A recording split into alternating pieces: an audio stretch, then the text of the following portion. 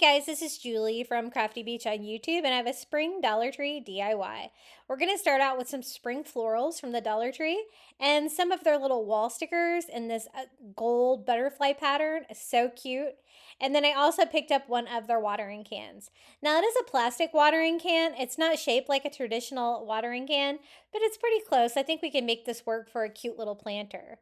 I'm just taking the little butterfly wall stickers and placing them all over the little watering can. I love the color of this. I think it's perfect and it's going to look so good with those salmon colored flowers that I got from the Dollar Tree. So I just kind of scatter these all over like they're flying all around. And then I'm going to go over mine with a little bit of matte Mod Podge just because they're really, really shiny with the gold.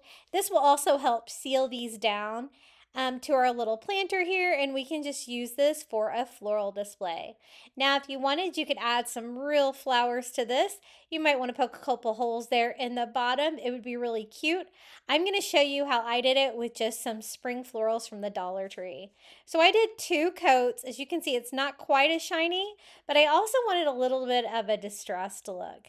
And so I went over it and distressed the whole thing with a little bit of ivory paint, wiping off the excess, trying to not knock off any of that Mod Podge that we put on there. And I like that. I think that looks kind of cool. But I think I should go ahead and distress the back as well.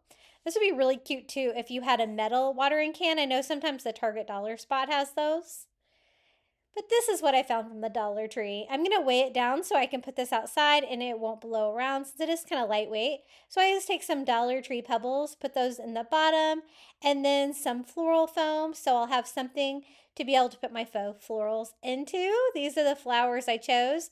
I think they're so pretty. They're like a medium size flower and they're this beautiful color. I think the contrast is going to look really good against that turquoise color.